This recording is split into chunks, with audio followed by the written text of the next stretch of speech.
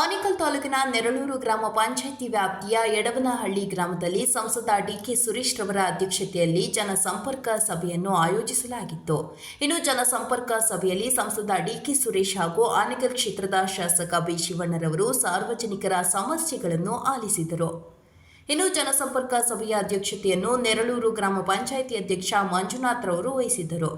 ಇನ್ನು ಕಾರ್ಯಕ್ರಮದಲ್ಲಿ ನೆರಳೂರು ಗ್ರಾಮ ಪಂಚಾಯಿತಿ ಉಪಾಧ್ಯಕ್ಷೆ ರತ್ನಮ್ಮ ಮತ್ತು ಗ್ರಾಮ ಪಂಚಾಯಿತಿ ಸದಸ್ಯರು, ಇಲಾಖೆ ಅಧಿಕಾರಿಗಳು ಮತ್ತು ಪಂಚಾಯಿತಿ ಸಿಬ್ಬಂದಿ ವರ್ಗ ಮತ್ತು ಸಾರ್ವಜನಿಕರು ಭಾಗವಹಿಸಿದ್ದರು.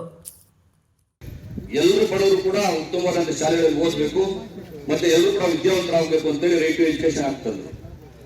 ಫುಡ್ ಸೆಕ್ಯೂರಿಟಿ ಬಿಲ್ ಅಂದ್ರೆ ಯಾವುದೇ ಬಡವ ಹೊಟ್ಟೆ ಹಸಿವಿಂದ ಮಲ್ಕೋಬಾರ್ದು, ಎಲ್ಲರೂ ಕೂಡ ಹೊಟ್ಟೆ ತುಂಬ ಊಟ ಮಾಡಿ ಮಲ್ಕೋಬೇಕು ಅಂತೇಳಿ ಶ್ರೀಮತಿ ಸೋನಿಯಾ ಗಾಂಧಿ ಅವರು ಮಾನ್ಯ ಮನಮೋಹನ್ ಸಿಂಗ್ ಅವರು ಸರ್ಕಾರ ಇದ್ದಾಗ ಫುಡ್ ಸೆಕ್ಯೂರಿಟಿ ಬಿಲ್ ತಂದಿದೆ. ಈ ರೀತಿಯಾದಂತಹ ಕಾರ್ಯಕ್ರಮಗಳನ್ನ ಅನುಷ್ಠಾನ ಮಾಡಿ ಜನಸಾಮಾನ್ಯರಿಗೆ ಕೊಡಬೇಕು ಅಂತೇಳಿ ಮಾಡಿರ್ತಕ್ಕಂಥ ಸರ್ಕಾರಗಳು ಇವತ್ತು ಇಡೀ ದೇಶದಲ್ಲಿ ಬಡವರ ಪರವಾದಂತಹ ಚಿಂತನೆ ಇರ್ತಕ್ಕಂಥ ಸರ್ಕಾರಗಳಿದ್ರೆ ಅದು ಕಾಂಗ್ರೆಸ್ ಸರ್ಕಾರಗಳು ಮಾತ್ರ.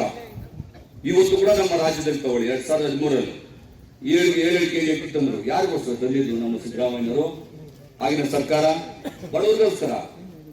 ಇವತ್ತು ರೇಷನ್ ಕಾರ್ಡ್ ಕೂಡ ಯಾವತ್ತೂ ಯಾರು ಮಾಡಿರಲಿಲ್ಲ. ರೇಷನ್ ಕಾರ್ಡ್ ಕೊಟ್ಟು ಅದಕ್ಕೆ ಅಕ್ಕಿ ಕೊಡುವಂತದ್ದು ಇರ್ಬೋದು, ಗೋಧಿ ಕೊಡೋದಿರ್ಬೋದು, ಸಕ್ಕರೆ ಕೊಡೋದಿರ್ಬೋದು, ಅವೆಲ್ಲ ತಂದಿದ್ದು ಇಂದಿರಾ ಗಾಂಧಿ ಅವರು. ಆದ್ರೆ ಇವತ್ತು ಕೇಂದ್ರ ಸರ್ಕಾರ 10 ವರ್ಷ ಆಗ್ತಾ ಬರ್ತಾ ಇದೆ, 3 ತಿಂಗಳಲ್ಲಿ ಮುಗಿತಾರೆ. ಆದ್ರೆ ಒಬ್ಬ ಬಡವರಿಗೆ ಏನೇ ಒಂದು ಕಾರ್ಯಕ್ರಮಗಳನ್ನ ಕೊಟ್ಟು ನಾನು ಮಾಡಿದ್ದೀನಿ ಅಂತ ಎದೆ ತಟ್ಕೊಂಡು ಹೇಳುವಂತ ಒಂದು ಪರಿಸ್ಥಿತಿನಲ್ಲಿ ಕೇಂದ್ರ ಸರ್ಕಾರ ಇಲ್ಲ. ಅದ್ರ ಬದಲಾಗಿ ಏನ್ ಮಾಡ್ತಾ ಇದಾರೆ? ಜಾತಿ ಮಧ್ಯೆ ವಿಷ ಬೀಜವನ್ನ ಬಿತ್ತೋದು. ಓಟ್ಗೋಸ್ಕರ ಅವನು ಮುಸ್ಲಿಮು, ಇವನು ಕ್ರಿಶ್ಚಿಯನ್, ಇವ್ರು ಹಿಂದೂ, ಇವರು ಅಂತೇಳಿ ವಿಷ ಬೀಜವನ್ನ ಬಿತ್ತಿ ಇವತ್ತು ಈ ಒಂದು ದೇಶವನ್ನ ಜಾತಿ ವ್ಯವಸ್ಥೆಯಲ್ಲಿ ತೇಳೋಣ ಅಂತ ಮಾಡುವಂತ ಕೆಲಸವನ್ನ ಇವತ್ತು ಮಾಡ್ತಾರೆ. ಅದನ್ನ ಖಂಡಿಸುವಂಥದ್ದು ನಮ್ಮೆಲ್ಲರ ಜವಾಬ್ದಾರಿ. ಯಾಕಂದ್ರೆ ಇವತ್ತು ನಾವೆಲ್ಲರೂ ಕೂಡ ಸರ್ವ ಜನರು ಕೂಡ ಇವತ್ತು ನಮ್ಮ ದೇಶದಲ್ಲಿ ಬದುಕ್ತಾ ಇದ್ದಾರೆ. ಮುಸ್ಲಿಮ್ಸ್ ಇರ್ಬೋದು, ಕ್ರಿಶ್ಚಿಯನ್ಸ್ ಇರ್ಬೋದು, ಹಿಂದೂಗಳು ಇರ್ಬೋದು, ಇನ್ನೊಬ್ರು ಎಲ್ಲರೂ ಕೂಡ ಇದ್ದಾರೆ. ಅವರೆಲ್ಲರೂ ಕೂಡ ನಮ್ಮ ದೇಶದವರು, ಅವರು ನಮ್ಮ ಅಣ್ಣ ತಮ್ಮಂದ್ರು, ಅವರು ನಾವು ಪ್ರೀತಿಯಿಂದ ಅವ್ರನ್ನ ಆಧರಿಸಬೇಕು, ನಮ್ಮ ಕರ್ತವ್ಯ ಅದು. ಅದನ್ನು ಬಿಟ್ಟು ಓಟ್ಗೋಸ್ಕರ ಈ ಜಾತಿ ಆ ಜಾತಿ ಅಂತೇಳಿ ವಿಷ ಬೀಜವನ್ನ ಬಿತ್ತುವಂತ ಕೆಲಸವನ್ನು ಇವತ್ತು ಮಾಡ್ತಾ ಇದಾರೆ. ಅದನ್ನು ಖಂಡಿಸ್ತಾ ಇದೀವಿ ಅಷ್ಟೇ, ಬೇರೆ ಯಾವುದೇ ರೀತಿಯಾದಂತಹ ವಿಷಯ ನಾವು ಖಂಡಿಸ್ತಾ ಇಲ್ಲ. ಜಾತಿ ಮಧ್ಯೆ ವಿಷ ಬೀಜವನ್ನ ಬಿತ್ತುವಂತದ್ದು ಎಷ್ಟು ಸರಿ ಇದೆಯಲ್ಲ. ಇದನ್ನ ನಾವು ಯಾವುದೇ ಕಾರಣಕ್ಕೂ ಒಪ್ಕೊಳ್ಳೋಕ್ಕಾಗಲ್ಲ. ನಾವೆಲ್ಲರೂ ಕೂಡ ಅಣ್ಣ ತಮ್ಮಂದರಾಗಿದ್ದೀವಿ. ಈ ದೇಶ ಒಕ್ಕೂಟದ ವ್ಯವಸ್ಥೆಯಲ್ಲಿ ಇರ್ತಕ್ಕಂಥ ದೇಶ, ಎಲ್ಲಾ ಜಾತಿ ವ್ಯವಸ್ಥೆಯಲ್ಲಿ ಇರ್ತಕ್ಕಂಥ ಎಲ್ಲಾ ಜಾತಿ ಬಾಂಧವರು ಕೂಡ ಇರ್ತಕ್ಕಂಥ ದೇಶ. ನಾವೆಲ್ಲರೂ ಕೂಡ ಅವರ ಅಣ್ಣ ತಮ್ಮಂದ್ರನ್ನ ನಾವು ನೋಡ್ಬೇಕಾಗ್ತದೆ. ದ್ವೇಷದ ಮನೋಭಾವವನ್ನು ಬಿಟ್ಟು ನಾವೆಲ್ಲರೂ ಕೂಡ ಸಹೋದರತ್ವದಿಂದ ಬಾಳ್ಬೇಕಾಗ್ತದೆ. ಅಂತ ಒಂದು ವ್ಯವಸ್ಥೆಯಲ್ಲಿ ನಾವೆಲ್ಲರೂ ಕೂಡ ಇದ್ದೇವೆ. ಅಂತ ಒಂದು ವ್ಯವಸ್ಥೆನ ಇವತ್ತು ನಮ್ಮ ಲೋಕಸಭಾ ಸದಸ್ಯರು ಖಂಡನೆ ಮಾಡಿರ್ತಕ್ಕಂಥದ್ದು. ಆದ್ರಿಂದ ಮುಂದಿನ ದಿನಗಳಲ್ಲಿ ತಾವೆಲ್ಲರೂ ಕೂಡ ತುಂಬಾ ಎಚ್ಚರಿಕೆಯಿಂದ ಇರಿ. ಇನ್ನೊಂದು ಬಾರಿ ಏನಾದರೂ ಕೂಡ ಇದೇ ರೀತಿಯಾಗಿ ಆಯ್ತು ಅಂದ್ರೆ ನಮ್ಮ ದೇಶ ಇವತ್ತು ನಿಮ್ಗೆ ಗೊತ್ತಿರಬೇಕು, ಗುಲಾಮಗಿರಿ ವ್ಯವಸ್ಥೆಯಲ್ಲಿ ನಾವಿದ್ದೀವಿ. ಗುಲಾಮಗಿರಿ ವ್ಯವಸ್ಥೆನಲ್ಲಿ ನಾವಿರೋದು. ಯಾರು ಕೂಡ ಫ್ರೀ ಆಗಿರಂಗಿಲ್ಲ. ಯಾರು ಕೂಡ ಹೆಚ್ಚಾಗಿ ಮಾತಾಡಿದ್ರೆ ಅವ್ನು ಸರಿ ಇಲ್ಲ, ಅವನಿಗೆ ಇಡಿ ಕಳಿಸೋದು, IT ಕಳಿಸೋದು, CBI ಕಳಿಸೋದು, ತೊಂದರೆ ಕೊಡೋದು ರಾಜಕೀಯ ವ್ಯವಸ್ಥೆಗೋಸ್ಕರ. ಇಂಥದನ್ನೆಲ್ಲ ನಾವು ಖಂಡನೆ ಮಾಡಿಲ್ಲ ಅಂತ ಹೇಳಿದ್ರೆ ಆದ್ರೆ ಬೇರೆ ವಿರೋಧ ಪಕ್ಷಗಳು ಮಾತ್ರ ED, IT, CBI ಇರ್ತದೆ. ಆದ್ರೆ ಆ ಒಂದು ಅಧಿಕಾರದಲ್ಲಿರ್ತಕ್ಕಂಥ ಪಕ್ಷದಲ್ಲಿರ್ತಕ್ಕಂಥವ್ರ ಬಗ್ಗೆ ಯಾವುದು CDನೂ ಇಲ್ಲ, EDನೂ ಇಲ್ಲ, CBI ಇಲ್ಲ, ITನೂ ಇಲ್ಲ. ಇಂಥ ಒಂದು ವ್ಯವಸ್ಥೆ ಇದು ತಾರತಮ್ಯವಾಗಿ ಜನರನ್ನ ತುಂಬಾ ಅನ್ಯಾಯದಿಂದ ನೋಡ್ತಾ ಇದ್ದಾರೆ. ಇದನ್ನ ಖಂಡನೆ ಮಾಡಬೇಕು. ಮುಂದಿನ ದಿನಗಳಲ್ಲಿ ತಾವು ಎಚ್ಚರಿಕೆಯಿಂದ ಇರಬೇಕು. ಎಚ್ಚರಿಕೆಯಿಂದ ಇದ್ದು ತಾವು ತಮ್ಮ ನಿರ್ಧಾರವನ್ನ ಒಳ್ಳೆ ರೀತಿಯಲ್ಲಿ ತಗೋಬೇಕು. ಒಳ್ಳೆ ಲೋಕಸಭಾ ಸದಸ್ಯರು, ನಮ್ಮ ಲೋಕಸಭಾ ಸದಸ್ಯರಿದ್ದಾರೆ, ಅವರ ಪರವಾಗಿ ತಾವೆಲ್ಲರೂ ಕೂಡ ನಿಲ್ಲಬೇಕು, ಅವರಿಗೆ ಸಹಕಾರವನ್ನು ಕೊಡಬೇಕು ಅಂತೇಳಿ ಹೇಳ್ತಾ ಇಂಥ ಕಾರ್ಯಕ್ರಮದಲ್ಲಿ ತಾವೆಲ್ಲರೂ ಕೂಡ ಕಾಲ 5 ವರ್ಷಗಳ ಕಾಲ ಈ ಒಂದು ಭಾಗದಲ್ಲಿ ನಮ್ಮ ಲೋಕಸಭಾ ಸದಸ್ಯರಾಗಿದ್ದರು ಕುಮಾರಸ್ವಾಮಿ ಅವರು. 5 ವರ್ಷದಲ್ಲಿ 5 ದಿನ ಬಂದಿದೆ ನಮ್ಮ ವಿಧಾನಸಭಾ ಕ್ಷೇತ್ರಕ್ಕೆ. ಇದು 8 ವಿಧಾನಸಭಾ ಕ್ಷೇತ್ರಗಳಲ್ಲಿ 1 ದಿವಸ ಬಂದಿಲ್ಲ. ಅವರಲ್ಲ, ನಾವು ಓಟ್ ಹಾಕಿದ್ದೀವಿ, ನಮ್ಗೆ ನ್ಯಾಯ ಕೊಡಬೇಕು, ನಮ್ಮ ಜನಗಳಿಗೆ ನ್ಯಾಯ ಕೊಡಬೇಕು ಅಂತೇಳಿ ಇವತ್ತು ನಮ್ಮ ಜನಗಳನ್ನ ನೋಡ್ಬೇಕು, ಅವರ ಕಷ್ಟ ಸುಖಗಳನ್ನು ಆಲಿಸಬೇಕು ಅಂತೇಳಿ ಈ ಕಾರ್ಯಕ್ರಮವನ್ನು ಜನಸಂಪರ್ಕ ಸಭೆ ಮಾಡಿರ್ತಕ್ಕಂಥದ್ದು. 5 ವರ್ಷಗಳ ಕಾಲ ನೀವು ನೋಡಿಲ್ಲ ಅಂದ್ರೆ ನೀವು ಓಟ್ ಹಾಕಿ ಪ್ರಯೋಜನ ಏನಾಯ್ತು? ನಿಮ್ಮ ಕಷ್ಟ ಸುಖಗಳನ್ನು ಆಧರಿಸುವಂತವ್ರು ಬೇಕು. ಅವರೇ ನಮ್ಮ ಲೋಕಸಭಾ ಸದಸ್ಯರು ಡಿ ಕೆ ಸುರೇಶ್ ಅವರು. ಅವರನ್ನ ತಾವೆಲ್ಲರೂ ಕೂಡ ಮರೆಯಬಾರದು ಅಂತ ಹೇಳ್ತಾ ನಾನು 2 ಮಾತನ್ನು ಮುಗಿಸ್ತಾ ಇದ್ದೇನೆ. ಜೈ ಹಿಂದ್, ಜೈ ಕನ್ನಡ. ಬಹಳ ಸವಿಸ್ತಾರವಾಗಿ ಎಲ್ಲ ವಿಚಾರಗಳನ್ನು ಕೂಡ ತಮಗೆ ಹೇಳಿದ್ದಾರೆ. ನಾನಾದ್ರೂ ಈ ಸಂದರ್ಭದಲ್ಲಿ ಹೇಳ್ತಕ್ಕಂಥದ್ದು ಇಷ್ಟೇ, ಜನರ ಕುಂದುಕೊರತೆಗಳನ್ನ ಆಲಿಸಬೇಕು. ಜನರ ಬಳಿಗೆ ಸರ್ಕಾರ ಅಧಿಕಾರಿಗಳನ್ನ ಕರ್ಕೊಂಡು ಬಂದು ಜನಸಾಮಾನ್ಯರ ಸಮಸ್ಯೆಗಳನ್ನ ಅಧಿಕಾರಿಗಳಿಗೂ ಕೂಡ ಅರ್ಥ ಆಗೋ ರೀತಿಯಲ್ಲಿ ಮಾಡಬೇಕು. ಒಂದು ಉತ್ತಮವಾದಂತ ಜನಸ್ನೇಹಿ ಆಡಳಿತವನ್ನ ಈ ರಾಜ್ಯದಲ್ಲಿ, ಈ ಕ್ಷೇತ್ರದಲ್ಲಿ ಕೊಡಬೇಕು ಅಂತಕ್ಕಂಥ ಉದ್ದೇಶವನ್ನ ಇಟ್ಕೊಂಡು ನಾನು ಮತ್ತು ಶಾಸಕರಿಬ್ಬರು ಕೂಡ ಈ ಒಂದು ಜನಸಂಪರ್ಕ ಸಭೆಯನ್ನ ಹಮ್ಮಿಕೊಂಡಿದ್ದೇವೆ. ಈಗಾಗಲೇ ಅನೇಕರು ಸಾಕಷ್ಟು ಅರ್ಜಿಗಳನ್ನ ಇಲ್ಲಿ ಕೊಟ್ಟಿದ್ದಾರೆ. ಅಂಗವಿಕಲರಿಗೆ ಸಂಬಂಧಪಟ್ಟಂತೆ ಕೆಲವರು ನಮಗೆ ವಾಹನದ ವ್ಯವಸ್ಥೆ ಮಾಡಿಕೊಡಿ ಅಂತ ಹೇಳಿ ಕೇಳಿದ್ದಾರೆ. ಇನ್ ಕೆಲವರು ನಮಗೆ ಇನ್ಶೂರೆನ್ಸ್ ಬಂದಿಲ್ಲ ಅಂತ ಹೇಳಿ ಬೇಡಿಕೆಯನ್ನ ಇಟ್ಟಿದ್ದಾರೆ. ಕೆಲವರು ಬೋರ್ವೆಲ್ ಅಲ್ಲಿ ನೀರಿಲ್ಲ, ನಮಗೆ ಟ್ಯಾಕ್ಸ್ ಎಲ್ಲ ಕಟ್ಟಿಸ್ಕೊತಾ ಇದ್ದಾರೆ. ಸೂರ್ಯನಗರ್ 3rd ಫೇಸ್ ಅಲ್ಲಿ ನೀರಿನ ಸಮಸ್ಯೆ ಇದೆ, ಬಗೆಹರಿಸ್ಕೊಡಿ ಅಂತ ಕೆಲವರು ಕೇಳಿದ್ದಾರೆ. ಇನ್ ಕೆಲವರು ಖಾತೆ ಆಗ್ಬೇಕು ಅಂತ ಕೇಳಿದ್ದಾರೆ. ಇನ್ ಕೆಲವರು ನಮ್ಮ ಪಂಚಾಯತಿನಲ್ಲಿ ಸುಮಾರು 6 ಎಕರೆ 25 ಗುಂಟೆ ಜಾಗ ಇದೆ, ಸರ್ಕಾರಿ ಜಾಗ. ಅದು ಸಾರ್ವಜನಿಕರಿಗೆ ಉಪಯೋಗಕ್ಕೆ ಬರಬೇಕು. ನಾವು ಅನೇಕ ವರ್ಷಗಳಿಂದ ಕಂದಾಯ ಇಲಾಖೆಯವ್ರ ಮುಂದೆ ಬೇಡಿಕೆ ಇಟ್ಟರು ಕೂಡ ಅವ್ರು ಯಾವುದು ಗಮನ ಹರಿಸ್ತಾ ಇಲ್ಲ. ಅದನ್ನ ಏನಾದ್ರೂ ಮಾಡಿ ಸಾರ್ವಜನಿಕರ ಉಪಯೋಗಕ್ಕೆ ಕೊಡಬೇಕು ಅಂತ ಹೇಳಿ ಮನವಿಯನ್ನ ಸಲ್ಲಿಕೆ ಮಾಡಿದ್ದಾರೆ. ಕೆಲವು ರೈತರು ನಕಾಶಿ ದಾರಿ ಮುಚ್ಚಿಬಿಟ್ಟಿದ್ದಾರೆ, ನಮಗೆ ನಕಾಶಿ ದಾರಿ ಬೇಕು, ಓಡಾಡ್ಲಿಕ್ಕೆ ಅನುಕೂಲ ಮಾಡಿಕೊಡಿ ಅಂತ ಕೇಳಿದ್ದಾರೆ. ಸೊ ಹೀಗೆ ಒಬ್ಬೊಬ್ರು ಒಂದೊಂದು ಸಮಸ್ಯೆಯನ್ನ ಕೇಳಿದ್ದಾರೆ. ಕೆಲವರು ಆರೋಗ್ಯದ ಸಮಸ್ಯೆ ಇದೆ ನಮಗೆ, ಅದಕ್ಕೆ ಧನ ಸಹಾಯ ಮುಖ್ಯಮಂತ್ರಿಗಳ ಪರಿಹಾರ ನಿಧಿ ಕೊಡಿಸಿ ಅಂತ ಕೇಳಿದ್ದಾರೆ. ಸೊ ಹೀಗೆ ಒಟ್ಟಾರೆ ಒಬ್ಬೊಬ್ರು ಒಂದೊಂದು ಸಮಸ್ಯೆಗಳನ್ನ ಹೇಳೋದ್ರ ಜೊತೆಗೆ ಅಂಬೇಡ್ಕರ್ ಭವನ ಆಗ್ಬೇಕು, ಅಲ್ಲಿಂದ ಬಂದ್ಮೇಲೆ ಅಂಗನವಾಡಿ ಆಗ್ಬೇಕು, ಶಾಲೆ ಬೇಕು, ಗೆಸ್ಟ್ ಲೈನ್ ಹತ್ರ ಒಂದು ಓವರ್ ಬ್ರಿಡ್ಜ್ ಜನ ಓಡಾಡ್ಲಿಕ್ಕೆ, ಯಡೂನಹಳ್ಳಿಗೂ ಬೇಕು, ಸ್ಕೈ ವಾಕ್ ಆಗ್ಬೇಕು. ಒಬ್ರಿಗೆ ಹೇಳಿದ ತಕ್ಷಣ ಇನ್ನೊಬ್ರು ನಮ್ದು ಅಂತ ಆಯ್ತು. ಅಂಡರ್ ಪಾಸ್ ಎಲ್ಲ ಸ್ಕೈ ವಾಕ್ ಮಾಡಿ ಅಂತ. ಸೊ ಟ್ರಾಫಿಕ್ ಹೈವೇನಲ್ಲಿ ಓಡಾಡ್ಲಿಕ್ಕೆ ಕಷ್ಟ ಆಗುತ್ತೆ, ಹೆಣ್ಮಕ್ಳು ಮತ್ತು ಮಕ್ಕಳು ಓಡಾಡ್ಲಿಕ್ಕೆ ಕಷ್ಟ ಆಗುತ್ತೆ, ಸ್ಕೈ ವಾಕ್ ಬೇಕು. ಹೀಗೆ ಅನೇಕ ಬೇಡಿಕೆಗಳನ್ನ ತಾವೆಲ್ಲರೂ ಕೂಡ ಇಟ್ಟಿದ್ದೀರಿ. ಸೊ ನಾನು ಕೂಡ ಶಾಸಕರಿಬ್ಬರು ಕೂಡ ಆ ಸಮಸ್ಯೆಗಳನ್ನ ಅಧಿಕಾರಿಗಳ ಗಮನಕ್ಕೂ ಕೂಡ ತಂದಿದ್ದೇವೆ. ಯಾವ ರೀತಿ ಸಮಸ್ಯೆಯನ್ನ ಬಗೆಹರಿಸಬೇಕು ಅಂತಕ್ಕಂಥ ಚಿಂತನೆಯನ್ನ ಕೂಡ ನಾವು ಮಾಡ್ತಾ ಇದ್ದೇವೆ. ಹಂತ ಹಂತವಾಗಿ ನಿಮ್ಮ ಎಲ್ಲ ಸಮಸ್ಯೆಗಳು, ಇವತ್ತೇನು ಸಾರ್ವಜನಿಕವಾಗಿ ಸಮಸ್ಯೆಗಳನ್ನ ನಮ್ಮ ಮುಂದೆ ಇಟ್ಟಿದ್ದೀರಿ, ಆ ಎಲ್ಲ ಸಮಸ್ಯೆಗಳನ್ನ ಪರಿಹರಿಸುವಂತ ಕೆಲಸವನ್ನ ಮುಂದಿನ ದಿನಗಳಲ್ಲಿ ನಾನು ಶಾಸಕರು ಸೇರಿ ಮಾಡ್ತೇವೆ ಅಂತಕ್ಕಂಥ ಮಾತನ್ನ ಈ ಸಂದರ್ಭದಲ್ಲಿ ಹೇಳಲಿಕ್ಕೆ ಬಯಸ್ತೇನೆ. ಅದ್ರ ಜೊತೆಗೆ ನಮ್ಮ ಸರ್ಕಾರದ 5 ಗ್ಯಾರಂಟಿಗಳ ಬಗ್ಗೆ ಶಾಸಕರು ಬಹಳ ವಿವರವಾಗಿ ನಿಮಗೆ ತಿಳಿಸಿದ್ದಾರೆ.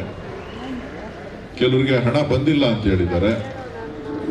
ಬಹುಶಃ ನಿಮ್ಮ ಪಂಚಾಯಿತಿ ಒಳಗಡೆ 4878 ರೇಷನ್ ಕಾರ್ಡ್ಗಳಿದೆ, ಕುಟುಂಬಗಳು. 4878 ಕುಟುಂಬಗಳ ಪೈಕಿ 4729 ಕುಟುಂಬಗಳಿಗೆ ಇವತ್ತು ಹಣ ಪ್ರತಿ ತಿಂಗಳು ಬರ್ತಾ ಇದೆ.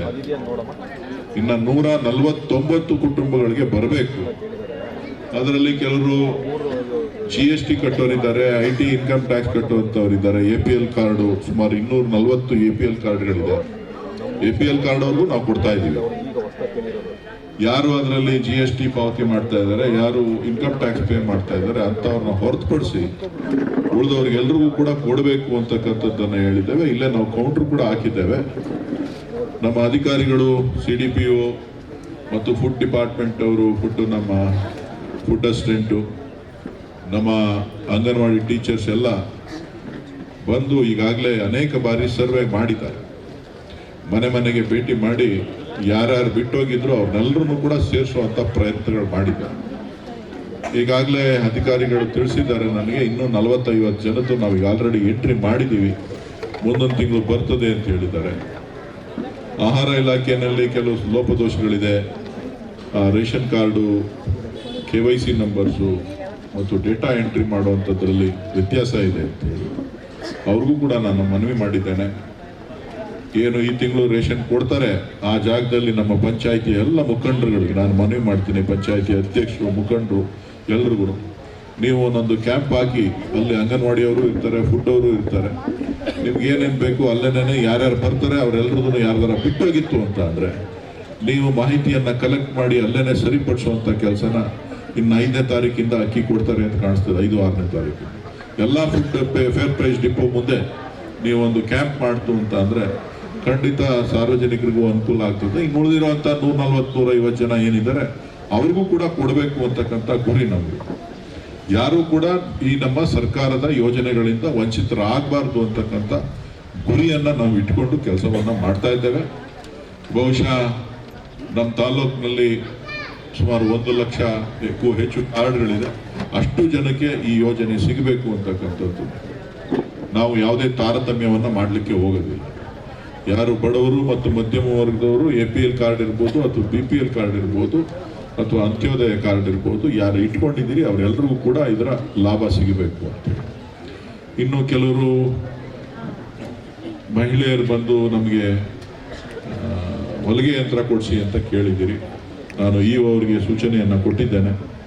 ಸೊ EO ಅವ್ರ ಹತ್ರ, CEO ಹತ್ರ ಮಾತನಾಡಿ ನಿಮಗೆ ಇಂಡಸ್ಟ್ರೀಸ್ ಡಿಪಾರ್ಟ್ಮೆಂಟಿಂದ ಕೊಡ್ತಾರೆ ಅಂತ ಕಾಣಿಸ್ತದೆ. ಅವರೆಲ್ಲರಿಗೂ ಕೂಡ ಹೊಲಿಗೆ ಯಂತ್ರ ಸುಮಾರು 24-25 ಜನಕ್ಕೆ ಕೊಡೋಂಥ ಕೆಲಸ. ಕೆಲವರು ಮನೆ ಬೇಕು ಅಂತ ಕೇಳಿದ್ದೀರಿ. ನಮ್ಮ ಆನೇಕಲ್ ತಾಲೂಕಲ್ಲೇ ಸುಮಾರು 10-14 ಸಾವಿರ ಮನೆ ಕಟ್ತಾ ಇದ್ದೀವಿ. ರಾಜೀವ್ ಗಾಂಧಿ ವಸತಿ ನಿಗಮದಿಂದ ಕಟ್ತಾ ಇದ್ದಾರೆ. ಆ ವಸತಿ ನಿಗಮದಿಂದ ಕಟ್ತಕ್ಕಂಥ ಮನೆಗಳಲ್ಲಿ 50% ಮನೆಗಳನ್ನು ನಮ್ಮ ಕ್ಷೇತ್ರದವರಿಗೆ ಕೊಡಬೇಕು ಅಂತ ಹೇಳಿ ನಾವು ಒತ್ತಾಯವನ್ನು ಮಾಡಿದ್ದೇವೆ. ಅದಕ್ಕೆ ಸರ್ಕಾರ ಕೂಡ ಒಪ್ಪಿದೆ. ನೀವು 50,000 ರೂಪಾಯಿ ಅಡ್ವಾನ್ಸ್ ಕಟ್ಟಿ ಆಮೇಲೆ ಮನೆಗೆ ಪ್ರತಿ ತಿಂಗಳು ನೀವು ಕಟ್ಕೊಳ್ಳೋದೇ ಆಯಿತು ಅಂತ ಅಂದರೆ ಶಾಸಕರ ಕಚೇರಿನ ಭೇಟಿ ಮಾಡಿ ನಿಮಗೆ ಮನೆಗಳನ್ನು ಕೂಡ ಕರ್ಕೊಂಡೋಗಿ ತೋರಿಸ್ತಾರೆ. 350 ಸ್ಕ್ವೇರ್ ಫೀಟ್ ಮನೆ ನೀವು ಶಾಶ್ವತವಾಗಿ ನಿಮ್ಮ ಮನೆಯಲ್ಲಿ ಇರ್ಬೋದು. ಇದರಲ್ಲಿ ಒಂದು ಸ್ವಲ್ಪ ವ್ಯತ್ಯಾಸನೂ ಕೂಡ ಇತ್ತು. ನಾನು ಅದನ್ನು ಮೊನ್ನೆ ತಾನೇ ಕಳೆದ 4-5 ದಿನ ಹಿಂದೆ ಮುಖ್ಯಮಂತ್ರಿಗಳನ್ನು ಭೇಟಿ ಮಾಡಿ ಆ ವಿಚಾರವನ್ನು ಕೂಡ ನಾನು ಹೋದಂಥ ಸಂದರ್ಭದಲ್ಲಿ ಕೆಲವೊಂದು ಬೇಡಿಕೆಗಳನ್ನು ಕೊಟ್ಟಿದ್ದರು. ಮನೆ ಬೆಲೆ ಜಾಸ್ತಿ ಆಯಿತು, ಆ ಮನೆ ಬೆಲೆನ ಕಡಿಮೆ ಮಾಡಿ ಅಂತೇಳಿ ಆ ವಿಚಾರನೂ ಕೂಡ ಪ್ರಸ್ತಾಪವನ್ನು ಮುಖ್ಯಮಂತ್ರಿಗಳ ಹತ್ರ ಮಾತನಾಡಿದ್ದೀನಿ. ಸಭೆ ಕರೆದು ಅದನ್ನು ತೀರ್ಮಾನ ಮಾಡ್ತೀನಿ ಅಂತ ಹೇಳಿದ್ದಾರೆ. ಸೊ ಒಟ್ಟಾರೆ ಸಾರ್ವಜನಿಕರಿಗೆ ಎಲ್ಲ ಹಂತದಲ್ಲಿ ಕೆಲಸ ಆಗಬೇಕು, ಒಳ್ಳೆಯದಾಗಬೇಕು ಅಂತಕ್ಕಂಥ ದೃಷ್ಟಿ. ಇವತ್ತು ಹತ್ತಿ ಬೆಲೆಗೆ ನಮ್ಮ ಸರ್ಕಾರ ಬಂದ ಮೇಲೆ ನಾವು ಈಗ ತೀರ್ಮಾನ ಮಾಡಿದ್ದೇವೆ. ಸನ್ಮಾನ್ಯ ಉಪಮುಖ್ಯಮಂತ್ರಿಗಳು DK ಶಿವಕುಮಾರ್ ಅವರು ಬೆಂಗಳೂರಿನ ಜಿಲ್ಲಾ ಉಸ್ತುವಾರಿ ಸಚಿವರಾಗಿರೋದ್ರಿಂದ ಸ್ವಲ್ಪ ನನಗೂ ಶಿವಣ್ಣನಿಗೂ ಹೆಚ್ಚು ಅನುಕೂಲ ಆಗಿದೆ. ನನಗಾಯಿತು ಅಂತಂದರೆ ನಿಮಗೂ ಕೂಡ ಅನುಕೂಲ ಆಗ್ತದೆ. ಮೆಟ್ರೋ ತಗೋಬರ್ಬೇಕು ಅಂತ ಹೇಳಿದ್ದೀವಿ. ಮೆಟ್ರೋಗೆ ಅನುಮೋದನೆಯನ್ನು ಕೊಟ್ಟು DPR ಅನ್ನು ಮಾಡಲಿಕ್ಕೆ ತಿಳಿಸಿದ್ದಾರೆ. ಅತಿ ಶೀಘ್ರದಲ್ಲೇ ಈಗ DPRಗೆ ಟೆಂಡರ್ ಕರೆದಿದ್ದಾರೆ. ಕಾಮಗಾರಿ ಮುಂದಿನ 1 ವರ್ಷದಲ್ಲಿ ಕಾಮಗಾರಿ ಕೂಡ ಪ್ರಾರಂಭ ಆಗ್ತದೆ. ಇಷ್ಟಕ್ಕೆ ಮಾತ್ರ ಇಲ್ಲ, ನಾವು ಚುನಾವಣಾ ಸಂದರ್ಭದಲ್ಲಿ ಶಾಸಕರು MLA ಅವರು ಶಿವಣ್ಣವರು ಚುನಾವಣೆಗೆ ನಿಂತಿದ್ದಾಗ ನಮ್ಮೆಲ್ಲ ಮುಖಂಡರುಗಳು ಮನೆ ಮನೆಗೆ 5 ಗ್ಯಾರಂಟಿ ಎತ್ಕೊಂಡು ಬಂದಿದ್ರು. 5 ಗ್ಯಾರಂಟಿ ಜೊತೆಗೆ ಇನ್ನೂ ಒಂದು ಹೆಜ್ಜೆ ಮುಂದೆ ಹೋಗಿ ಹೇಳಿದ್ರು, ನಿಮ್ಗೆಲ್ಲ ಕಾವೇರಿ ನೀರು ಕೊಡ್ತೀವಿ ಅಂತ. ಕಾವೇರಿ ನೀರು ಕೊಡ್ತೀವಿ ಅಂತ ಹೇಳಿದ್ವಾ ಇಲ್ವಾ? ಈ ಕಾವೇರಿ ನೀರು ಬೇಕಾ ಬೇಡವಾ? ಕನ್ನಡದ ಪರ ಕರ್ನಾಟಕದ ಪರ ಧ್ವನಿ ಎತ್ತಿದ್ರೆ ನಾನು ದೇಶದ್ರೋಹಿ ಆಗ್ತೀನಿ. ಕನ್ನಡಿಗರ ಪರ ಧ್ವನಿ ಎತ್ತಿದ್ರೆ ಕರ್ನಾಟಕಕ್ಕೆ ಆಗ್ತಾ ಇರೋ ಅನ್ಯಾಯನ ನಾನು ಮಾತಾಡಿದ್ರೆ ದೇಶದ್ರೋಹಿ ಆಗ್ತೀನಿ. ನಾನು ಕರ್ನಾಟಕಕ್ಕೋಸ್ಕರ ಏನಾದ್ರೂ ಚಿಂತೆ ಇಲ್ಲ, ನನ್ನ ಜೀವ ಹೋದ್ರೂ ಚಿಂತೆ ಇಲ್ಲ, ನಾನು ನಿಮ್ಮ ಪರ ಧ್ವನಿ ಎತ್ತದನ್ನ ನಿಲ್ಲಿಸೋದಿಲ್ಲ ಅಂತಕ್ಕಂಥದ್ದು ಕಳಿಸ್ತೇನೆ. ಅನ್ಯಾಯ ಆಗ್ಬಾರ್ದು ಕನ್ನಡಿಗರಿಗೆ. ಕನ್ನಡಿಗರು ಅಂತ ಅಂದ್ರೆ ಸಹೃದಯಗಳು, ಎಲ್ಲ ಜಾತಿ, ಎಲ್ಲ ಧರ್ಮ, ಎಲ್ಲ ಭಾಷಿಕರನ್ನ ನಾವು ಜೊತೆಯಲ್ಲಿ ತೆಗೆದುಕೊಂಡು ಹೋಗುವಂತ ಕೆಲಸವನ್ನ ನಾವು ಮಾಡ್ತಾ ಇದ್ದೀವಿ. ಇವತ್ತು ಕಾವೇರಿ ವಿಚಾರದಲ್ಲೂ ಕೂಡ ನಮ್ಮದೇ ಆದಂತ ನಮಗೆ ನೀರಿಲ್ಲ ಅಂತ ಅಂದ್ರೂ ನಾವು ತಮಿಳುನಾಡಿಗೆ ನೀರು ಬಿಡ್ತೀವಿ, ಹೌದಾ ಅಲ್ವಾ? ನಮಗೆ ಇವತ್ತು ನೀರು ಬೇಕು. ಬಿಜೆಪಿಯವರು ಆನೆಕಲ್ಲಿಗೆ ನೀರು ಕೊಟ್ರೆ ಯಾಕೆ ಕೊಟ್ರಿ ಅಂತ ಪ್ರಶ್ನೆ ಮಾಡ್ತಾರೆ. ಅವ್ರಿಗೆ ಬೆಂಗಳೂರವ್ರು ಬೇಡ, ಆನೇಕಲ್ ತಾಲೂಕವ್ರು ಬೇಡ. ಮೆಟ್ರೋ ಮಂಜೂರಾತಿ ಆಗಿದೆ, ಮೆಟ್ರೋಗೆ ಕೇಳ್ತಾ ಇತ್ತು ಅಂತ ಅಂದ್ರೆ ತೇಜಸ್ವಿ ಸೂರ್ಯ ಅವ್ರು ಹೇಳ್ತಾರೆ ಬೆಂಗಳೂರಿಗೆ ಇಲ್ಲ ಆನೇಕಲ್ಗೆ ಯಾಕೆ ಮೆಟ್ರೋ ಅಂತ ಕೇಳ್ತಾರೆ. ಅವ್ರನ್ನ ನಾನು ಏನಂತ ಕರೀಲಿ, ನೀವೇನಂತ ಕರಿಬೇಕು? ಯಾಕೆ ನೀವೆಲ್ಲ ಮನುಷ್ಯರಲ್ವಾ? ನೀವು ಕನ್ನಡದ ಮಕ್ಕಳಲ್ವಾ? ಕರ್ನಾಟಕದವ್ರಲ್ವಾ? ಆನೇಕಲ್ ತಾಲೂಕು ಬೆಂಗಳೂರಿನ ಭಾಗ ಅಲ್ವಾ? ಸೊ ಇವತ್ತು ನೀರನ್ನ ಕೊಡಬೇಕು ಅಂತ ಕೇಳಿದಾಗ ಡಿ ಕೆ ಶಿವಕುಮಾರ್ ಅವರು ಒಂದೇ ಮಾತು ಹೇಳಿದ್ರು, ಆನೇಕಲ್ ತಾಲೂಕಿನ ಜನರ ಋಣ ತೀರಿಸಬೇಕು, ನಾನು ನೀರು ಕೊಡ್ತೇನೆ ಅಂತ ಹೇಳಿ 52 MLD ನೀರನ್ನ, ಕಾವೇರಿ ನೀರನ್ನ ಕೊಡ್ಲಿಕ್ಕೆ ಸರ್ಕಾರದ ಆದೇಶವನ್ನ ಹೊರಡಿಸಿ ಇವತ್ತು ಟೆಂಡರ್ ಅನ್ನು ಕೂಡ ಸುಮಾರು 750 ಕೋಟಿ ರೂಪಾಯಿ ವೆಚ್ಚದಲ್ಲಿ 288 ಹಳ್ಳಿಗಳು ಏನು ಆನೇಕಲ್ ತಾಲೂಕಿನಲ್ಲಿ ಬರ್ತದೆ, ನಿಮ್ಮ ನೆರಳೂರು ಪಂಚಾಯತಿನೂ ಸೇರಿದಂತೆ ಎಲ್ಲ ಹಳ್ಳಿಗಳಿಗೂ ಕೂಡ ಮನೆಗೆ ಕಾವೇರಿ ನೀರನ್ನು ಕೊಡ್ಲಿಕ್ಕೆ ಸರ್ಕಾರದ ಅನುಮೋದನೆ ಆಗಿದೆ. ಈ ತಿಂಗಳು ಟೆಂಡರ್ ಅನ್ನ ಕರಿತಾ ಇದ್ದೇವೆ. ಪ್ರತಿಯೊಬ್ಬರಿಗೂ ಕೂಡ ನಾವು ಕಾವೇರಿ ನೀರನ್ನು ಕೊಡ್ತೇವೆ ಅಂತಕ್ಕಂಥ ಮಾತನ್ನ ಈ ಸಂದರ್ಭದಲ್ಲಿ ಹೇಳಿ ಬಯಸ್ತೇನೆ. ಕೆಲವರು ಶಾಲೆ ವಿಚಾರವನ್ನ ಪ್ರಸ್ತಾಪ ಮಾಡಿದ್ದಾರೆ. ನಾವು ಶಾಲೆಗಳಿಗೂ ಕೂಡ ಒಂದು ಕಾಯಕಲ್ಪವನ್ನು ಕೊಡಬೇಕು ಅಂತಕ್ಕಂಥ ಚಿಂತನೆ ಇಟ್ಕೊಂಡಿದ್ದೀವಿ. ಸರ್ಕಾರಿ ಶಾಲೆಗಳಲ್ಲೂ ಕೂಡ ಒಂದು ಅತ್ಯುತ್ತಮವಾದಂತಹ ಗುಣಮಟ್ಟದ ಶಿಕ್ಷಣವನ್ನ ಕೊಡ್ತಕ್ಕಂಥ ಒಂದು ನಿಲುವನ್ನ ಇವತ್ತು ನಮ್ಮ ಸರ್ಕಾರ ತೆಗೆದುಕೊಂಡಿದೆ. ಕಾರಣ ಏನು ಅಂತಂದ್ರೆ ಖಾಸಗಿ ಶಾಲೆಗಳಿಗೆ ಬಡವರು, ಮಧ್ಯಮ ವರ್ಗದವರು, ಕೂಲಿ ಕಾರ್ಮಿಕರು ಓದಿಸ್ಲಿಕ್ಕೆ ಸಾಧ್ಯ ಆಗ್ತಾ ಇಲ್ಲ. ಗುಣಮಟ್ಟದ ಶಾಲೆಗಳ ಅವಶ್ಯಕತೆ ಇದೆ. ಶಿಕ್ಷಣ ಸಿಕ್ಕಿದೆ, ಶಿಕ್ಷಣದ ಜೊತೆಗೆ ಇವತ್ತು ಗುಣಮಟ್ಟದ ಶಿಕ್ಷಣದ ಅವಶ್ಯಕತೆ ಇದೆ. ಪ್ರತಿಯೊಬ್ಬರಿಗೂ ಕೂಡ ಗುಣಮಟ್ಟದ ಶಿಕ್ಷಣ ಅವಶ್ಯಕತೆ ಇದೆ. ವಿಭಜನೆ ಮಾಡ್ತಾ ಇದ್ದಾರೆ ದೇಶನ ಅಂತೇಳಿ. ನಾನೆಲ್ಲೂ ದೇಶ ವಿಭಜನೆ ಮಾಡಿ ಅಂತ ಹೇಳಲೇ ಇಲ್ಲ. ನಾನು ಹೇಳಿರೋದೇ ಬೇರೆ. ಕರ್ನಾಟಕಕ್ಕೆ ಅನ್ಯಾಯ ಆದರೆ ಇದೇ ರೀತಿ ಮುಂದುವರಿತು ಅಂತ ಅಂದ್ರೆ ಕನ್ನಡಿಗರ ಧ್ವನಿ ಬೇರೆ ಆಗ್ತದೆ, ದಕ್ಷಿಣ ಭಾರತದವರ ಧ್ವನಿ ಬೇರೆ ಆಗ್ತದೆ. ಅಲ್ಲಲ್ಲಿ ಕೂಗು ಪ್ರಾರಂಭ ಆಗಿದೆ, ತಮಿಳುನಾಡಲ್ಲಿ ಈ ಕೂಗು ಪ್ರಾರಂಭ ಆಗಿದೆ. ಅದಕ್ಕಿಂತ ಮುಂಚೆ ನೀವು ಎಚ್ಚೆತ್ಕೊಂಡು ನಮಗೆ ಕೊಡಬೇಕಾಗಿರೋ ಹಣ ಕೊಡಿ. ನೀವಿವತ್ತು ಒಂದು ಕೆಲಸಕ್ಕೆ ಹೋಗ್ತೀರಿ, ಸಂಬಳ ಕೊಬ್ಬರಿ ಕೊಟ್ರೆ ಇಸ್ಕೋತೀರಾ? ನೀವೆಲ್ಲ ಕೂಲಿ ಮಾಡ್ತೀರಿ. ಒಂದು ಗಾರ್ಮೆಂಟ್ ಫ್ಯಾಕ್ಟ್ರಿಗೆ ಹೋಗ್ತೀರಿ, ನೀವು 10,000 ರೂಪಾಯಿ ಸಂಬಳ ಬರೋ ಕಡೆ 3,000 ರೂಪಾಯಿ ಕೊಟ್ಟರೆ ಇಸ್ಕೋತೀರಾ? ಯಾಕೆ ಅಂತ ಕೇಳ್ತೀವಿ. ಇವತ್ತು ಕರ್ನಾಟಕದ ಆರ್ಥಿಕ ಪರಿಸ್ಥಿತಿನೂ ಅದೇ ರೀತಿ. ಈ ರಾಜ್ಯದಿಂದ ತೆರಿಗೆ ಕಟ್ತಾ ಇರ್ತಕ್ಕಂಥದ್ದು 4 ಲಕ್ಷ ಕೋಟಿ. ಎಷ್ಟು? 4 ಲಕ್ಷ ಕೋಟಿ ಹಣವನ್ನು ತೆರಿಗೆ ರೂಪದಲ್ಲಿ ಕಟ್ತಾ ಇದ್ದೀವಿ. ನಮಗೆ ಕೇಂದ್ರ ಸರ್ಕಾರದವ್ರು ಕೊಡ್ತಾ ಇರೋದು ಎಷ್ಟು ಗೊತ್ತಾ? 50,000 ಕೋಟಿ. ಇನ್ನು 3.5 ಲಕ್ಷ ಕೋಟಿ ಯಾರು ಕೊಡ್ತಾ ಇದ್ದೀರಿ ಅಂತ ಅಂದ್ರೆ ಕರ್ನಾಟಕದ ಕನ್ನಡಿಗರನ್ನ ಉದ್ಧಾರ ಮಾಡ್ಲಿಕ್ಕಲ್ಲ, ಉತ್ತರ ಪ್ರದೇಶದಲ್ಲಿರ್ತಕ್ಕಂಥವ್ರನ್ನ ಉದ್ಧಾರ ಮಾಡ್ಲಿಕ್ಕೆ, ಗುಜರಾತ್ನಲ್ಲಿರ್ತಕ್ಕಂಥವ್ರನ್ನ ಉದ್ಧಾರ ಮಾಡ್ಲಿಕ್ಕೆ, ರಾಜಸ್ಥಾನದಲ್ಲಿರ್ತಕ್ಕಂಥವ್ರನ್ನ ಉದ್ಧಾರ ಮಾಡ್ಲಿಕ್ಕೆ, ಬಿಹಾರದಲ್ಲಿರ್ತಕ್ಕಂಥವ್ರನ್ನ ಉದ್ಧಾರ ಮಾಡ್ಲಿಕ್ಕೆ 100 ರೂಪಾಯಿ ನಮಗೆ ಸಿಗಬೇಕು ಅಂತ ಅಂದ್ರೆ ನಮ್ಗೆ ಸಿಗ್ತಾ ಇರೋದು ಕೇವಲ 17 ರೂಪಾಯಿ. ಒಬ್ಬರಿಗೆ ನಮ್ಮ ರಾಜ್ಯಕ್ಕೆ ಎಷ್ಟು ಸಿಗಬೇಕು? 100 ರೂಪಾಯಿ ಸಿಗಬೇಕು ಅಂದ್ರೆ ನಮ್ಗೆ ಸಿಗ್ತಾ ಇರೋದು 17 ರೂಪಾಯಿ. ಉತ್ತರ ಭಾರತದಲ್ಲಿ ಇರ್ತಕ್ಕಂಥ ರಾಜ್ಯಗಳಿಗೆ, ಉತ್ತರ ಪ್ರದೇಶಕ್ಕೆ ಸಿಗ್ತಾ ಇರೋದು ಎಷ್ಟು ಅಂತ ಅಂದ್ರೆ 333 ರೂಪಾಯಿ. 333 ರೂಪಾಯಿ ಯಾರ ದುಡ್ಡು? ನಿಮ್ಮ ಹಣವನ್ನ ಎತ್ಕೊಂಡೋಗಿ ಉತ್ತರ ಪ್ರದೇಶದಲ್ಲಿ ಹಣ ಖರ್ಚು ಮಾಡ್ತಾ ಇದ್ದಾರೆ. ಅದನ್ನ ಪ್ರಶ್ನೆ ಮಾಡೋದು ತಪ್ಪ? ಬಿಹಾರದಲ್ಲಿ 430 ರೂಪಾಯಿ ಖರ್ಚು ಮಾಡ್ತಾ ಇದ್ದಾರೆ. ಅವ್ರು 100 ರೂಪಾಯಿ ಕೊಡ್ಬೇಕಾದ ಜಾಗದಲ್ಲಿ 430 ರೂಪಾಯಿ ಕೊಡ್ತಾ ಇದ್ದಾರೆ. ನಮಗೆ 100 ರೂಪಾಯಿ ಕೊಡೋ ಜಾಗದಲ್ಲಿ 17 ರೂಪಾಯಿ ಕೊಡ್ತಾ ಇದ್ದಾರೆ. ಈ ರಾಜ್ಯದಲ್ಲಿ ಬರ ಇದೆ ಅಂತ ಹೇಳಿದ್ರೆ ಬಿಡುಗಾಸು ಕೊಡ್ಲಿಕ್ಕೆ ನಿಮ್ಗೆ ತಯಾರಿಲ್ಲ.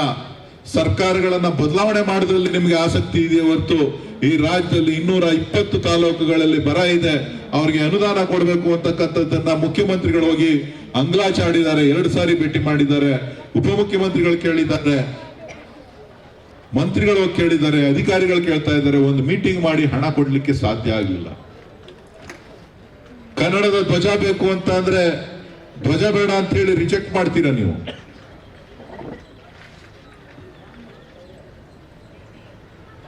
ಕನ್ನಡದ ಧ್ವಜವನ್ನ ರಿಜೆಕ್ಟ್ ಮಾಡ್ತೀರಿ ನೀವು.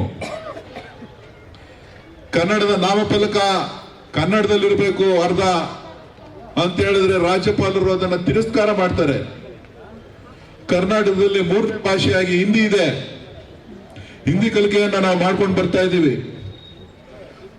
ತ್ರಿಭಾಷಾ ಸೂತ್ರದ ಆಧಾರದಡಿನಲ್ಲಿ ಉತ್ತರ ಭಾರತದಲ್ಲಿ ದಕ್ಷಿಣ ಭಾರತದ ಭಾಷೆಗಳನ್ನ ಕಲಿಬೇಕು ಅಂತಕ್ಕಂಥ ನಿಯಮ ಇದೆ.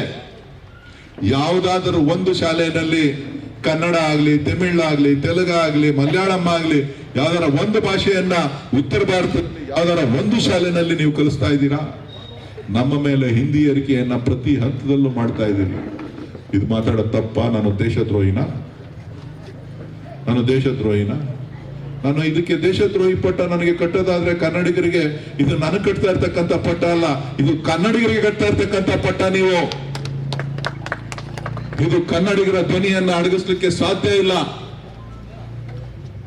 ನಮಗೆ ಕೊಡ್ಬೇಕಾದಂತ ಪಾಲನ್ನ ನಮಗೆ ಕೊಡಿ ಅಂತ ಅಂದ್ರೆ ನಾವು 4 ಲಕ್ಷ ಕೋಟಿ ಪ್ರತಿ ವರ್ಷ ನಾವು ಕೇಂದ್ರದಿಂದ ಬರ್ಬೇಕಾದಂತ ನಮಗೆ ಗೊತ್ತು ಅಂತ ಅಂದ್ರೆ ನಮ್ಮ ರಾಜ್ಯ ರಾಮರಾಜ್ಯ ಏನು, ಸಿಂಗಾಪುರ್ ಮಾಡ್ಲಿಕ್ಕೆ ಸಾಧ್ಯ ಇದೆ, ಇನ್ನೊಂದು ಯುರೋಪ್ ಕಂಟ್ರಿನೂ ಮಾಡ್ಲಿಕ್ಕೆ ಸಾಧ್ಯ ಇದೆ, ಅಮೆರಿಕವನ್ನು ಬಿಟ್ ಮಾಡ್ಲಿಕ್ಕೆ ಸಾಧ್ಯ ಇದೆ. ದಕ್ಷಿಣ ಭಾರತದಲ್ಲಿ 65% ತೆರಿಗೆ ಬರ್ತದೆ. ಈ ದೇಶದಲ್ಲಿ ಸುಮಾರು 25-30 ಲಕ್ಷ ಕೋಟಿ ಹಣ ತೆರಿಗೆ ರೂಪದಲ್ಲಿ ಬಂದ್ರೆ ದಕ್ಷಿಣ ಭಾರತದಲ್ಲೇ 65% ಬರ್ತದೆ. 7 ರಾಜ್ಯಗಳಲ್ಲಿ, ಮಹಾರಾಷ್ಟ್ರದಲ್ಲಿ, ಆಂಧ್ರ ಪ್ರದೇಶದಲ್ಲಿ, ತೆಲಂಗಾಣದಲ್ಲಿ, ತಮಿಳುನಾಡಿನಲ್ಲಿ, ಕರ್ನಾಟಕದಲ್ಲಿ, ಕೇರಳದಲ್ಲಿ, ಈ 7 ರಾಜ್ಯಗಳಲ್ಲಿ 65% ತೆರಿಗೆ ಬರ್ತದೆ. ತೆರಿಗೆ ಹಣ ಈ ದೇಶದ್ದು. ಇನ್ನು 35% ಹಣ ಉಳಿದಂತ 27 ರಾಜ್ಯಗಳಿಂದ ಬರ್ತಕ್ಕಂಥದ್ದು. ನಮ್ಮ ಹಣವನ್ನ ನೀವು ಅಲ್ಲಿ ವಿನಿಯೋಗ ಮಾಡ್ತಾ ಇದ್ದೀರಿ. ಮಾಡಬೇಡಿ ಅಂತಲ್ಲ, ಅನ್ಯಾಯವನ್ನ ಸರಿಪಡಿಸಿ ಅಂತಕ್ಕಂಥದ್ದು. ಈ ಭಾರತದ ದೇಶದ ಐಕ್ಯತೆಯನ್ನ ಕಾಪಾಡಬೇಕು ಅಂತ ಹೇಳಿ ನಾವು ಒತ್ತಾಯವನ್ನ ಮಾಡ್ತಾ ಇದ್ದೇವೆ. ಯಾವುದನ್ನ ನಾನು ತಪ್ಪು ಅಂತ ಮಾತಾಡಿರೋದು? ಈ ದೇಶದ ಐಕ್ಯತೆಯನ್ನ ಕೇಳ್ತಕ್ಕಂಥದ್ದು, ಈ ದೇಶದ ಸಮಪಾಲನ್ನ ಕೇಳ್ತಕ್ಕಂಥದ್ದು. ನಮಗೂ ಕೂಡ ಕಷ್ಟ ಇದೆ. ನಮ್ಮ ಹಣವನ್ನ ಬೇರೆಯವರಿಗೆ ಕೊಟ್ಟು ನೀವು ನಿಸೀಬ್ರು ಅನ್ಸ್ಕೊಳ್ಳೋದಾಯ್ತು ಅಂತ ಅಂದ್ರೆ ನಾವೇನ್ ಮಾಡ್ಬೇಕು? ಎಲ್ಲೋಗ್ಬೇಕು? ಎಷ್ಟು ದಿನ ನಿಮ್ಮನ್ನ ಕೇಳಬೇಕು ನಾವು? ಪ್ರತಿಯೊಂದು ಪೈಸಕ್ಕೂ ಹಣನ ಭಿಕ್ಷೆ ಕೊಡಿ ಕೊಡಿ ಕೊಡಿ ಕೊಡಿ ಕೊಡಿ.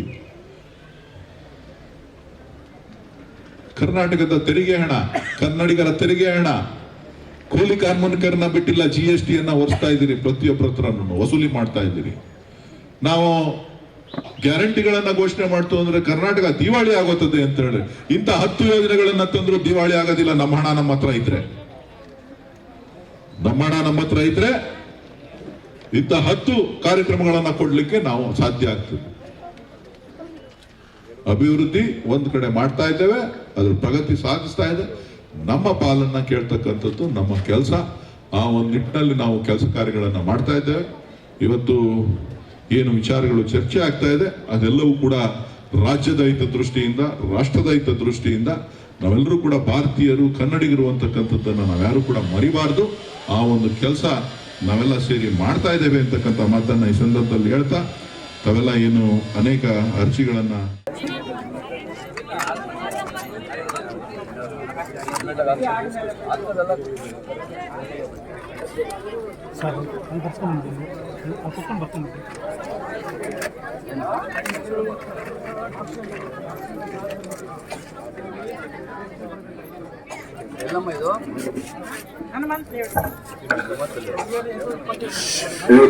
ಇವ್ರು ಯಾರ್ರಿ?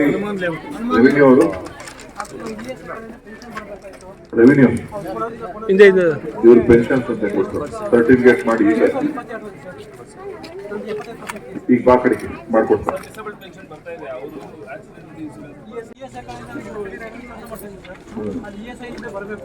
ESI ಪರ್ಮನೆಂಟ್ ಕೆಲಸ ಮಾಡ್ತಾ ಇದ್ದ, ಟೆಂಪ್ರವರಿ ಕೆಲಸ ಖಾಸಗಿ ಕಂಪ್ನಿ ಮಾಡ್ತಾ ಇದೆ. ಅದನ್ನ ಡೀಟೇಲ್ಸ್ ತಗೊಂಡು ಬಂದು ಡ್ರೈವಿಂಗ್ ಲೈಸೆನ್ಸ್ ಕೊಡು MLA ಅವರಿಗೆ ಮಾಡಿಕೊಟ್ಟು. ಇವರೇ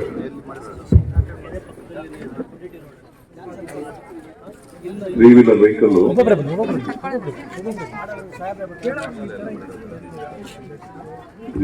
ಇಲ್ಲೇನು ಬರ್ಲಿಲ್ವಲ್ಲ, ಎಲ್ಲಿ ಬರ್ಲಿಲ್ಲ.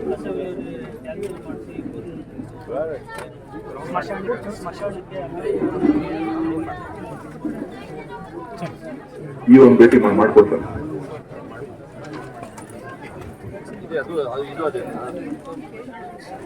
ಗಾಡಿ ಲೈಸೆನ್ಸ್ ಇದತ್ತಾ? ಲೈಸೆನ್ಸ್ ಮಾಡ್ಕೊಂಡು ಬಾ, ಮಾಡ್ಕೊಡ್ತೀವಿ.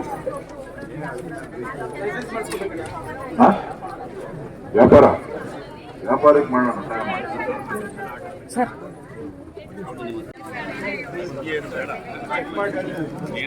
ಹೋಗಿದ್ದೆ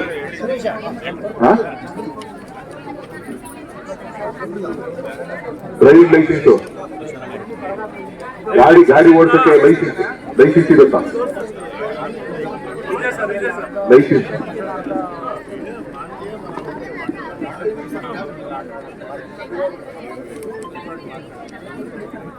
ನೀವು ಬಾಯಲ್ಲಿ ಬಾ, ಭೇಟಿ ನೋಡ್ರಿ. ತ್ರೀ ವೀಲರ್ ಅಂತ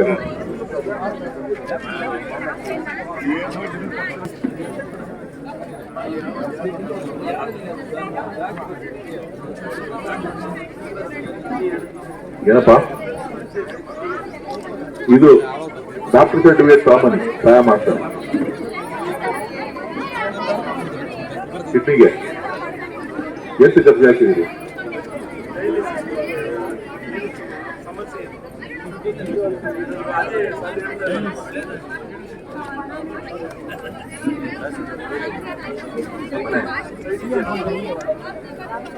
MLA ಅವ್ರನ್ನ ಭೇಟಿ ಮಾಡಿ, MLA ಅವ್ರ ಆಫೀಸ್ನ ಭೇಟಿ ಮಾಡಿ.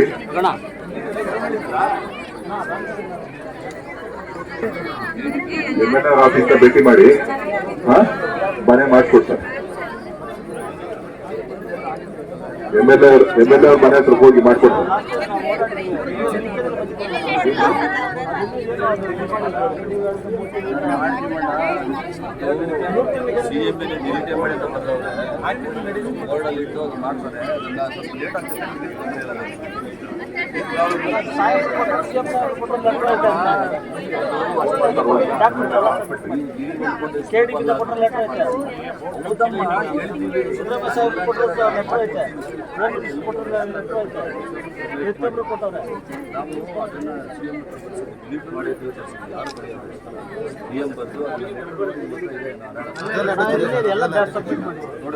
ಆಯ್ತು.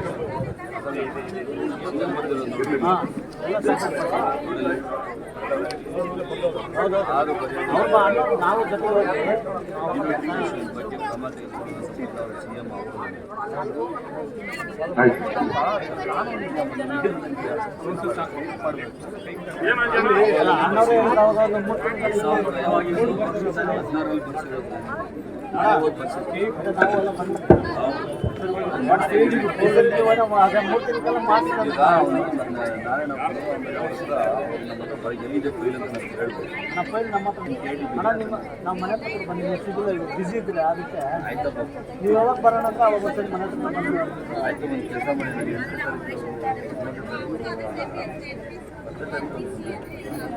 ಕಡೆ ಹೋದಾಗ CM ಸಿಗಬೇಕು, ನೇರವಾಗಿ ಅಧಿಕಾರಿಗಳ ಕೆಲಸ ಮಾತಾಡೋದು ಆಯ್ತಾ. ನೀವೆಲ್ಲ ಬಂದ್ರೇನೆ ಹುಡುಗಿ ಬರ್ತಾನ ನೀವು ಯಾವಾಗ ಬೆಳಿಗ್ಗೆ ಬನ್ನಿ. ನಾವು CM ಇದ್ರೆ ಹಾಗೆ ಹೋಗೋಣ. ಹಣ ಹತ್ತೆ ಬೆಳಿಗ್ಗೆ ಬನ್ನಿ, ನನಗೆ ನಿಮ್ಮ ಹತ್ರ ಫೋನ್ ಮಾಡಿ CM ಇದ್ರೆ ಬುಕ್ ಮಾಡಿ.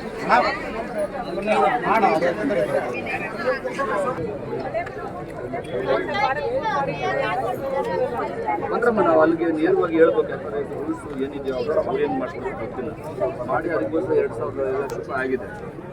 ಕ್ಲಿಯರ್ ಮಾಡ್ತೀವಿ. ಇವತ್ತು ನೆಲ್ಲೂರು ಗ್ರಾಮ ಪಂಚಾಯತಿ ವ್ಯಾಪ್ತಿಯ ಅಡನಹಳ್ಳಿ ಗ್ರಾಮದಲ್ಲಿ ಜನಸಂಪರ್ಕ ಸಭೆಯನ್ನು ಏರ್ಪಡಿಸಲಾಗಿತ್ತು. ಈ ಸಭೆಗೆ ಮುಖ್ಯ ಅತಿಥಿಗಳಲ್ಲಿ ಜನಪ್ರಿಯ ಸಂಸದರಾದ ನಮ್ಮ ಡಿ ಕೆ ಸುರೇಶ್ ಅಣ್ಣನವರು, ಅದೇ ರೀತಿ ನಮ್ಮ ಜನಪ್ರಿಯ ಶಾಸಕರಾದ ಶಿವಣ್ಣವರು ಆಗಮಿಸಿದ್ರು. ಅದೇ ರೀತಿ ಎಲ್ಲ ಗೌರವಿತ ಸದಸ್ಯರು, ಎಲ್ಲ ನಮ್ಮ ಗ್ರಾಮ ಪಂಚಾಯತಿ ವ್ಯಾಪ್ತಿಯ ಎಲ್ಲ ಗ್ರಾಮಸ್ಥರು ಸೇರಿ ಒಳ್ಳೆ ಕಾರ್ಯಕ್ರಮ ನಡೆಸಿಕೊಟ್ರು.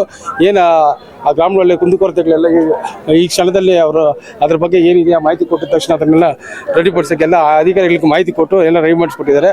ಇದೇ ರೀತಿ ಈ ಕಾರ್ಯಕ್ರಮ ನಡೆಸಿಕೊಟ್ಟಿದ್ದು ಅಭಿನಂದನೆ. ನಮ್ಮ ಪಂಚಾಯತ್ ವ್ಯಾಪ್ತಿಯಲ್ಲಿ ಏನು ಇವಾಗ ಇನ್ನು ಮುಂದಿನ ದಿನಗಳು ಇನ್ನೂ ಅಭಿವೃದ್ಧಿ ಕಡೆ ಈಗಾಗಲೇ ನಾವು ಅಭಿವೃದ್ಧಿ ಕಡೆ ಗಮನ ಕೊಟ್ಟಿದ್ದೀರಿ.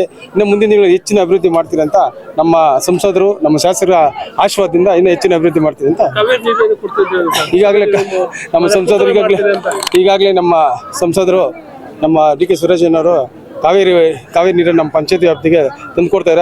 ಅದಕ್ಕೆ ಅವ್ರಿಗೆ ತುಂಬ ಹೃದಯದ ಅಭಿನಂದನೆ ಸಲ್ಲಿಸ್ತೀನಿ.